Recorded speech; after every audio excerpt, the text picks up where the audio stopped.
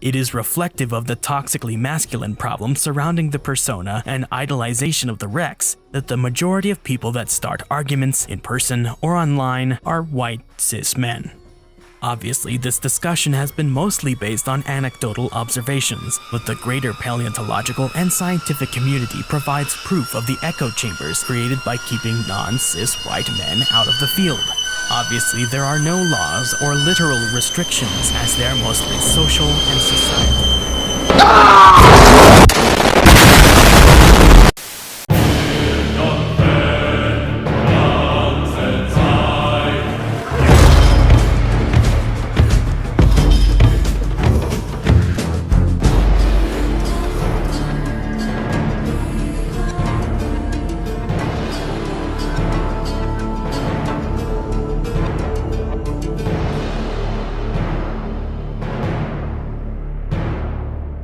If you haven't watched part 1 yet, please do so before watching this video.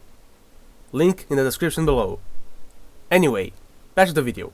The majority of people in STEM are verifiably men, white, and/or cisgendered.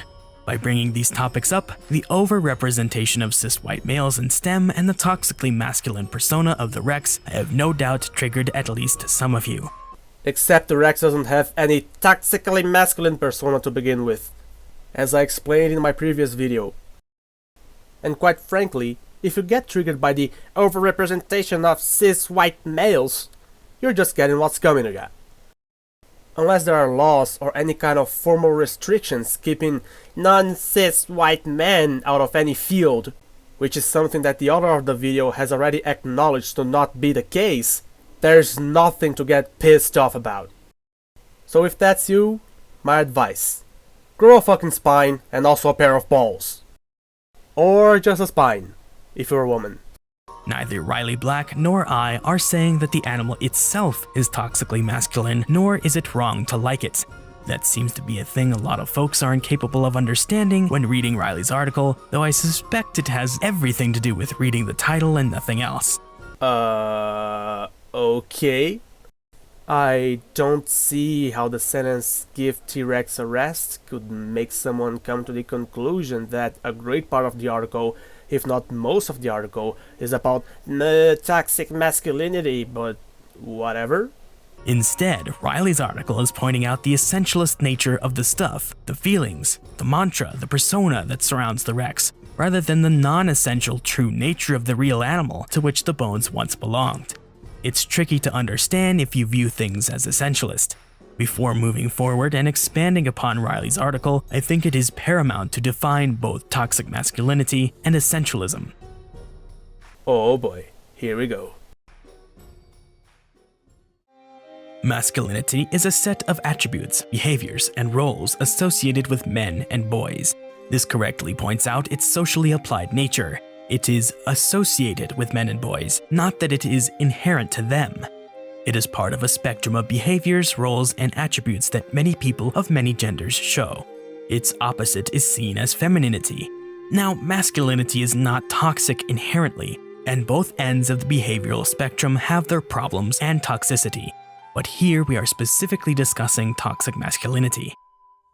And yet, I never see anyone from the left complaining about anything related to the supposed toxic femininity. The general narrative is that women are victims because of patriarchy. When a man does something scummy and the way he did it has to do with characteristics that are considered masculine, it's toxic masculinity. But when a woman does something scummy and the way she did it has to do with characteristics that are considered feminine, I don't see anyone talking about this toxic femininity. So I'll have to press X to doubt on that one.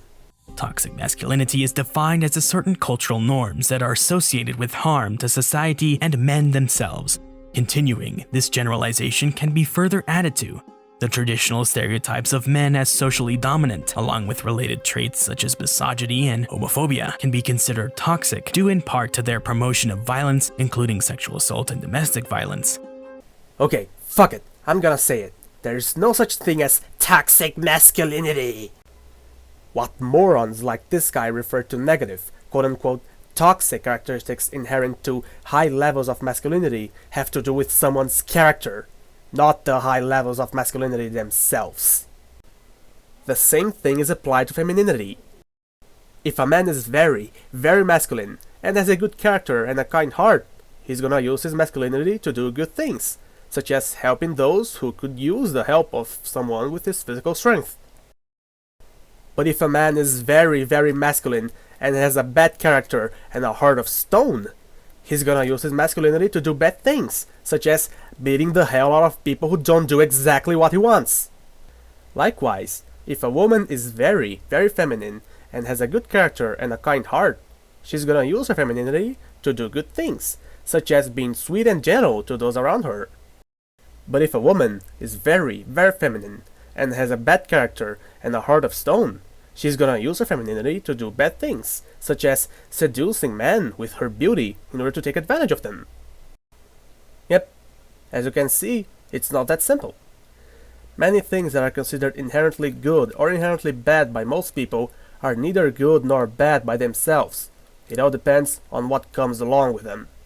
Masculinity, femininity, nationalism, imperialism, revolution, authority, the list is enormous.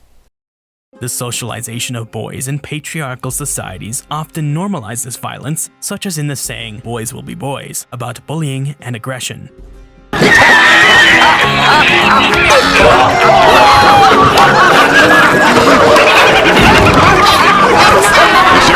Oh shit, this dude is going to kill me. Yeah, bullying and aggression, alright. The only problem, the elephant in the room, is that for people like him, virtually anything is bullying and aggression.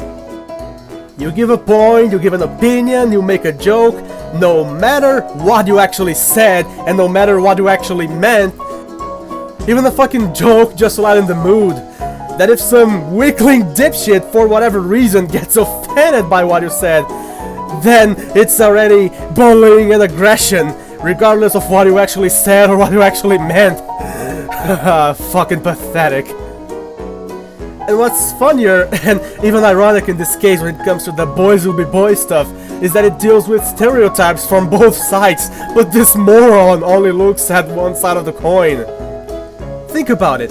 While there's obviously this aspect of the boys will be boys stuff showing boys being bold, brave and courageous, not being afraid to take risks, unlike the stereotypical woman who is more organized and even that is afraid to break her nails.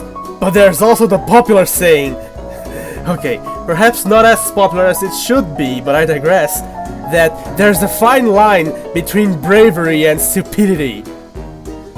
Okay, maybe the line's not always so fine, but I digress.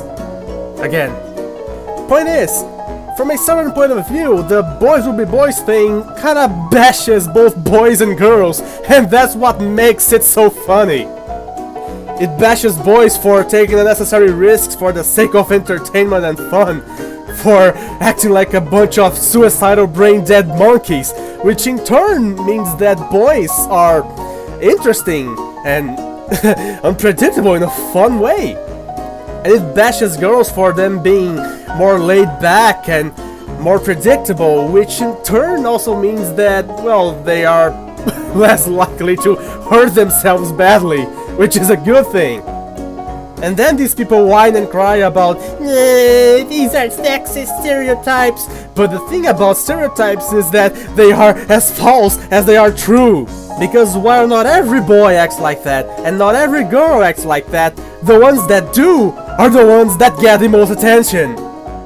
That's actually why there are many stereotypes about many groups that don't actually fit the majority within said groups. Because the minorities within said groups that actually fit these stereotypes are the ones that more easily grab the attention from people from outside of these groups, and thus are themselves responsible for the creation of said stereotypes. That's just how this whole thing works. So you have two options. You can either be a pathetic crybaby and whine and cry every time someone makes a joke about a group that you were in, or a group that you like or whatever, or you can have fun with the stereotypes yourself. Because let me tell you a secret. When you laugh at yourself, when you laugh at your own stereotypes, things that people point out at you and laugh at, you may discourage many people from doing so. Oh, what a surprise! And I say that as someone who was once oversensitive and who once went through bullying himself. Anyway, it may look like I deviated too much from the main point, but since the guy was essentially using other words to essentially whine and cry about stereotypes, I just thought it had to be said. Anyway, back to the video. Many critiques of my videos that delve into the meta-commentary of paleontology suggest that I am bringing politics into science. However, this is not the case. Yes, it is, dumbass. You and your fellow woke filth have been bringing politics and ideology into science for quite a few years now. Must I remind you to what happened during the early and mid stages of the pandemic? And when it comes to paleontology itself, if you weren't shoving politics into the damn thing, then you wouldn't have made this video in the first place. The science of paleontology itself is not inherently anything. It is just collections of facts, hypotheses, theories, inferences, explanations, stories, and much more. It is the people who study this field and the history of the science that is dogged by a miasma of the same sort of dumb, old-fashioned stuff that has dogged almost all STEM fields. Unfortunately, for those that want a simple solution, it is not so easy to explain away as female-presenting or female-born individuals inherently being less interested in STEM careers. You were right on the specific part about it not being so simple as to women being inherently less interested in STEM careers. What you fail to realize, if we even make an effort to do so, is that women usually choose other careers. And this explains everything. You lefties talk so much about social construct, society made him this way, society made her this way, blah, blah, blah, blah, blah, blah. But when you have an actual example of exactly that, you don't accept it. It's not sexism or patriarchy that keeps women away from STEM. It's just a bunch of social factors that usually resulted in men being interested in STEM careers in the past decades. And I genuinely wouldn't be surprised if that's already started to change. And if that's the case, so be it. To bring in some examples of toxic masculinity surrounding Tyrannosaurus, here are some quotes, screenshots, and stories from Dr. Wynne McLaughlin, a visiting assistant professor at Pomona College and expert in Cenozoic communities. In response to Riley's article, Dr. McLaughlin said, 100% relate. Those getting in a tizzy over this clearly have never experienced what it's like saying T-Rex in front of many of the dino fans as a woman. I've also had someone assault one of my female-presenting students in front of me for asking a question politely about nano not being a valid genus. This article exactly encapsulates why so many of us actively avoid charismatic big theropods. Literally, it's for safety.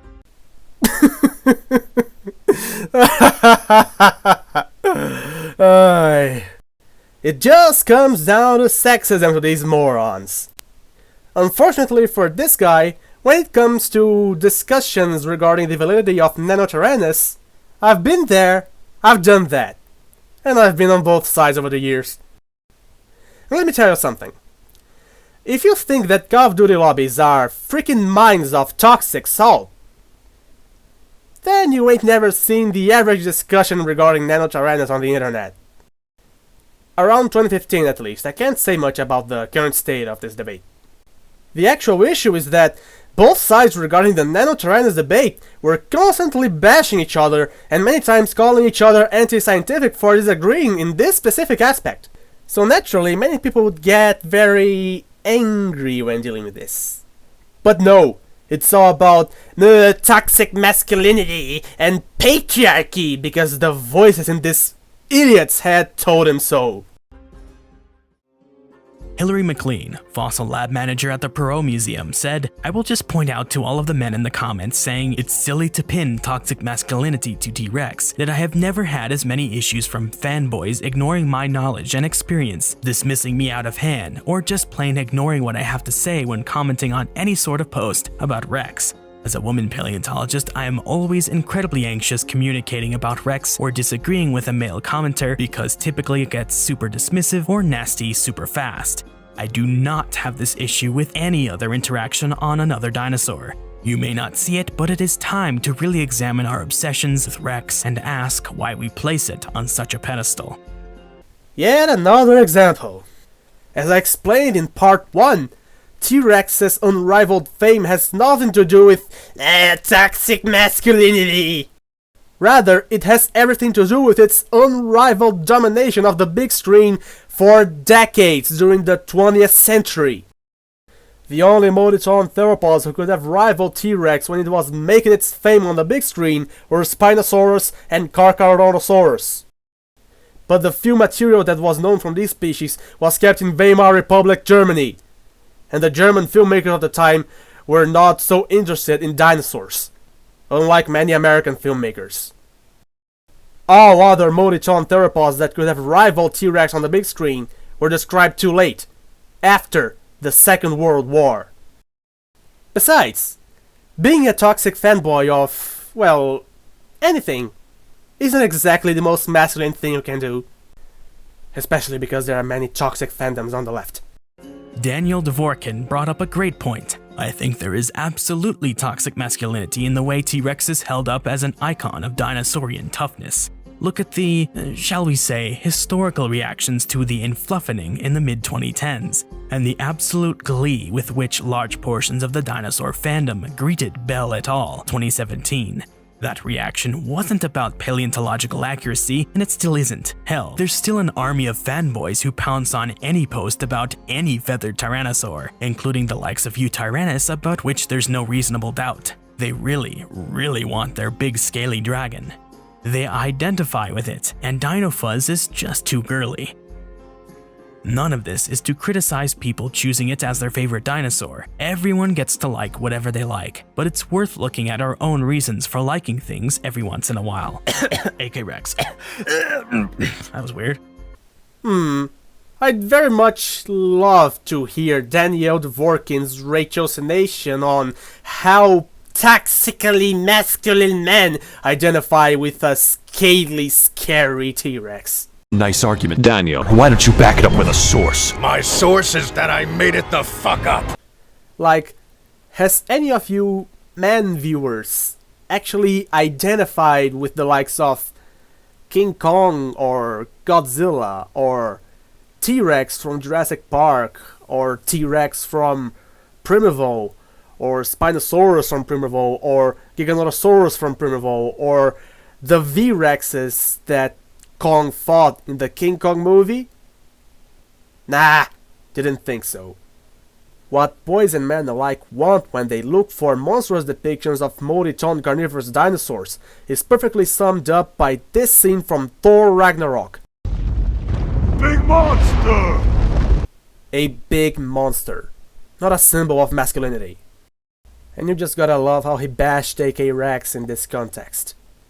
For those that don't know, AK Rex, linked to his channel in the description by the way, is a guy that has supported the depiction of T-Rex as scaly and lipless for as long as I can remember. And thanks to this alone, you can already guess how he was treated by a great part of the paleontology community if you watched part 1.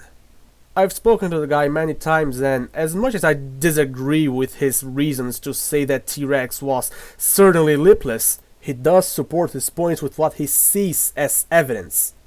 AK Rex isn't just some dumb kid who wants T-Rex to be the on-screen killing machine he grew up with, and yet this jackass is acting like he is.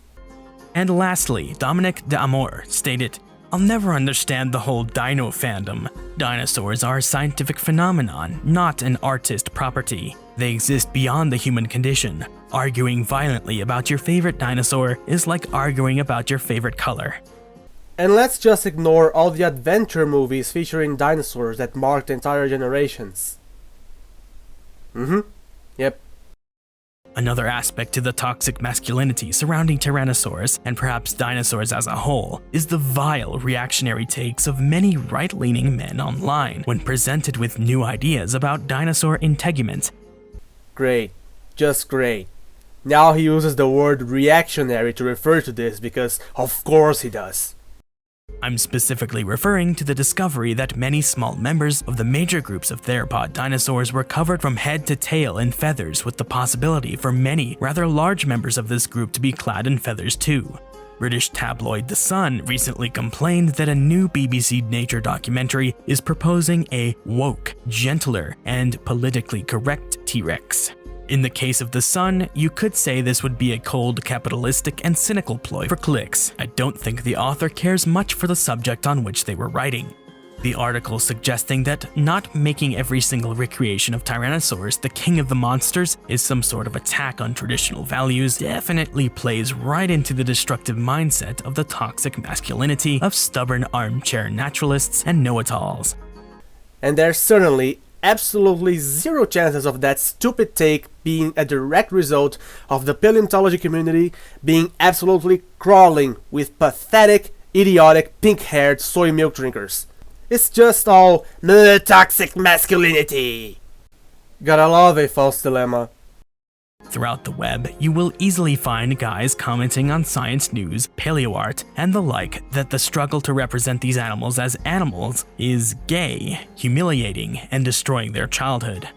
You easily find guys doing that, but what about girls? I can actually share an example myself because shortly after posting part 1, I visited my best friend who's a girl and showed her that video. And basically, when she saw this image, I could see she cringed real hard. And when she saw the depiction of T-Rex in the real T-Rex documentary and that one reconstruction from the American Museum of Natural History, her reaction was basically this.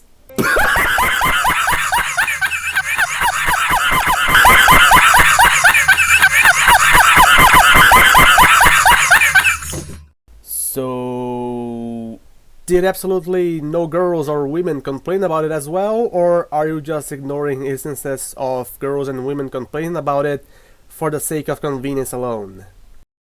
Because if the latter is the case, then you're not only being dishonest, but you're also perpetuating a stereotype yourself. Some even fall into the conspiracy box that recreating dinosaurs with the feathers they may have, or definitely had, is an LGBTQ+ conspiracy. Yeah. I feel sick to my stomach knowing dinos might have had feathers. What a disgusting revelation. Thanks, Forehead to Brick. Very cool. Feather dinos suck. Very enlightening. Can I be honest? Kinda hate the new idea that dinosaurs had feathers. I mean, the evidence they have is basically peach fuzz on some fossilized bones. That is hardly enough to rewrite dinosaur books and make them into gay Sesame Street rejects. Cool. Homophobia and the Dunning-Kruger effect. Nice. Seeing prejudice on literally anything that even remotely looks like it. What a pathetic piece of trash. You know, according to dictionaries and stuff, homophobia is all about prejudice and an irrational dislike of homosexuals. And describing something as quote-unquote gay does not mean you are homophobic, because you can make jokes about a group or jokes that have something to do with said group without actually hating said group. And also, I can't be the only one who bothered to read the name of the one who left that tweet, which is Dixie. And last time I checked, Dixie was a women's name.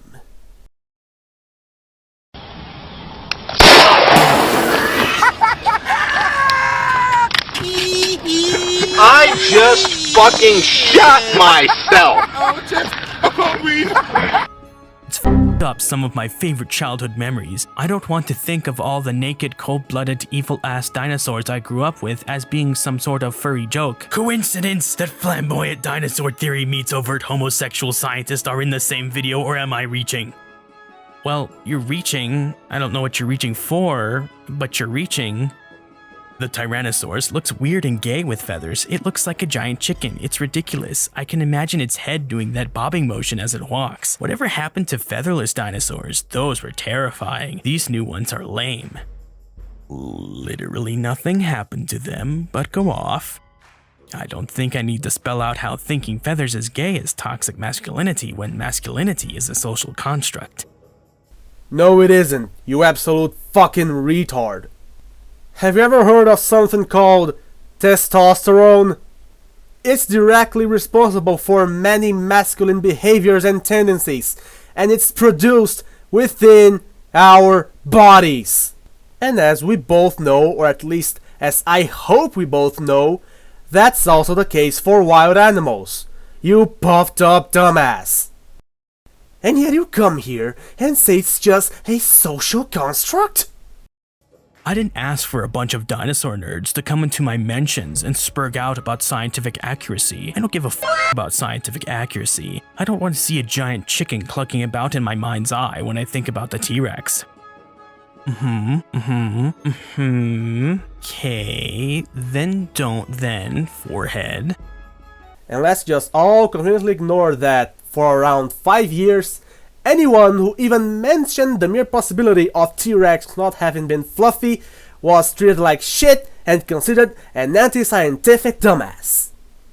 A past trend that is now resulting in many people that did not go deep into paleontology to incorrectly think that T-Rex and other multi-ton dinosaurs were covered in feathers. Let's just ignore all of that. Brilliantly talented paleo artist Yoshua Kanupa has provided us with these lovely screenshots of apes screaming into the void. Let's watch them sling heaping helpings of stinky dung. Feathered dinosaurs are propaganda designed to make them seem silly and unmasculine because conventional dinosaur reconstructions resemble dragons from traditional European folklore too much, and the Jews can't have young white boys idolizing those. Gay feathers. Oof, well said. That comment on 4chan was full of shit, but so were you when it comes to dragons. And as you can imagine, I know a thing or two when it comes to dragons. While medieval European depictions of dragons indeed had a wide range of characteristics, ranging from the mammalian to the avian to the reptilian, and while learning this fact is as easy as just searching depictions of St. George on Google, modern Western depictions of dragons, which are by themselves inspired by the medieval European ones, have almost exclusively reptilian characteristics, because these make them look more intimidating and scarier. Be it in movies, in series, or video games, this is the absolute rule.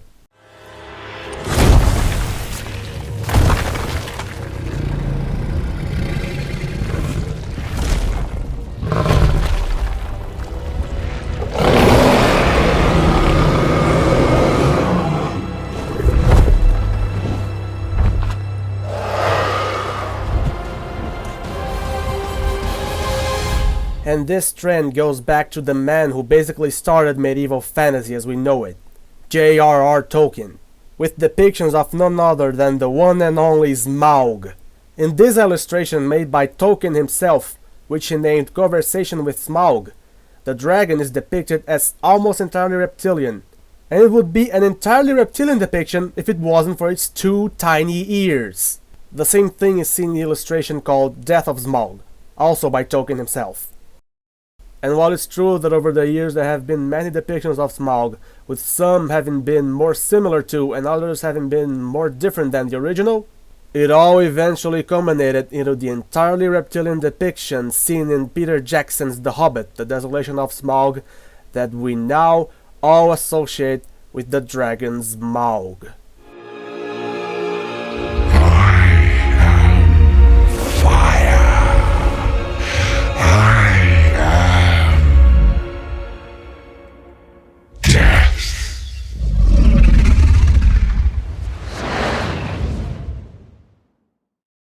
So while not all medieval European depictions of dragons showed them as entirely scaly, the Western modern depictions, which are almost entirely inspired by the European ones, are, at least as a rule.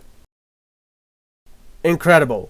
Even when this guy has a point, Said point is a half-truth that makes him wrong in the bigger picture. From a BBC Earth article titled Legendary Dinosaurs That We All Imagine Completely Wrong. Some researchers are determined to emasculate Tyrannosaurus, having spent decades fending off accusations that it was a lowly scavenger rather than the ferocious hunter of popular imagination. Now the tyrant lizard is facing another image crisis. And from the Just Plain Toxic Vintage Dinosaur Pictures Facebook group, no surprise there. I shared these thoughts with my mother, and she thinks it could be tied to the whole LGBT thing. Big carnivorous dinosaurs, they're pretty cool, pretty masculine we might say. What would covering them in feathers do? It would castrate them. It would make them kinda gay. I think this is part of a wider societal trend that has been going on for many years now, where everything awesome that brings us joy has to be ruined. These people get off on rubbing our faces in the shit. It's the only way they can feel better about themselves. Have a look and tell me what you think. Now read that again, but slowly. That guy was very clear when he wrote that he shared those thoughts with his mother. His mother, not his father, and that she agreed with him. Heck, there's even a video from 2012, so around the time people started getting toxic about T-Rex having certainly been covered in feathers, which is titled How Science Ruins Everything. And guess what? The individual who kept saying that dinosaurs are meant to be cool and scary and that feathered dinosaurs are not scary was a woman. But no, it's all about toxic masculinity and shit. Apparently, also there's some YouTube videos of art depicting the progress of paleontology as Nazi stuff. Yeah, okay. Oh hey, there's Trey's Dippersaurus. This Discord interaction that may slide into the ironic side. Thank God they stopped with that designs. Dinosaurs have to be mainly, not be trash. Sadly, the woke paleoviewers are all with the... Dinosaurs have to be mainly, not be trash. Sadly, the woke paleoviewers are all with that hembrist agenda of feminize all. How eloquent. I think it's trying to speak. I don't care what anyone says, T-capitalized R-Rex was not a giant chicken. Stop trying to f up the coolest things that ever lived on this planet by turning them into lame-ass birds. Plenty of these accounts have to be fake trolls, but a good percentage are probably real. Is it possible to get these people to come around on the basics of empiric data and, real science, rather than what they see on the TV or in the theater? Unlikely. Fragile masculinity and self-esteem construct cages out of nostalgia and enslaves one's assumptions. Critical thinking just jumped out the window. Providing a Tyrannosaurus with a wee bit of simple feathery fuzz would be worse than admitting that the ideas you have in your head of what Tyrannosaurus is has long since gone extinct. It's an admission that you, as a 9-year-old trapped in a 49-year-old's body, are wrong. That fantasy of masculine poses, rabid roaring, and bloodthirsty hunger carries too great a projection of your power. Power that is much too important to your ego to give up so nonchalantly. It's okay, little man. You're still quite scary and powerful to the rest of us in the way only a scaly, knuckle-dragging, mouth-breathing ancient relic of the past can be. Keep politely stomping your heels into the ground. Maybe one last roar from the scrapbook? Make sure you watch over your shoulder for that meteor, though. Also, you know damn well I'll keep providing you with Tyrant Files videos each time a Rex paper comes out. Thankfully for the world of bad science communicators, I also talk about more than just Tyrannosaurus.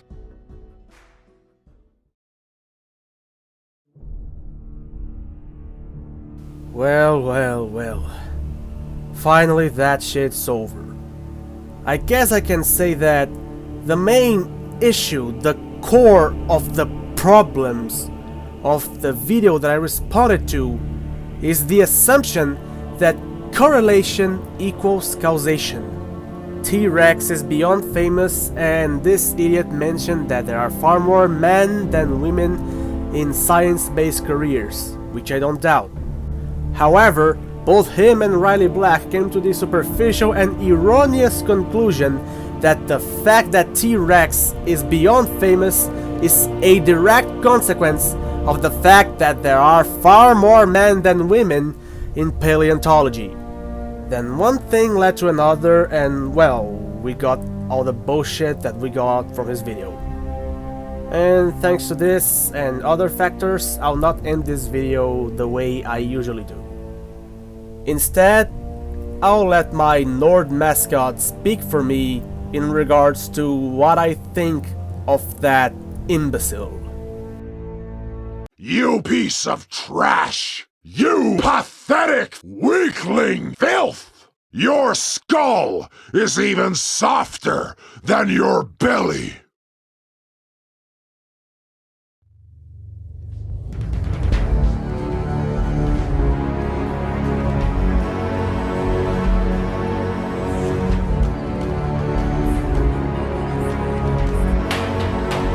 Hi, welcome to the main cafe where we're cuter than kittens. Men can cry. It's okay to be weak.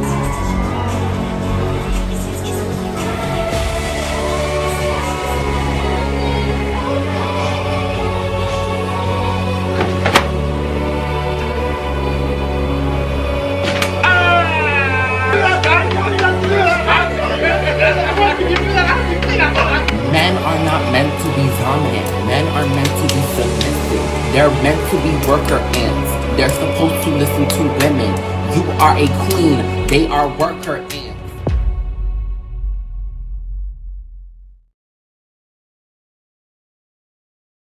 Toxic masculinity. Because when shit hits the fan, no one looks for a feminist.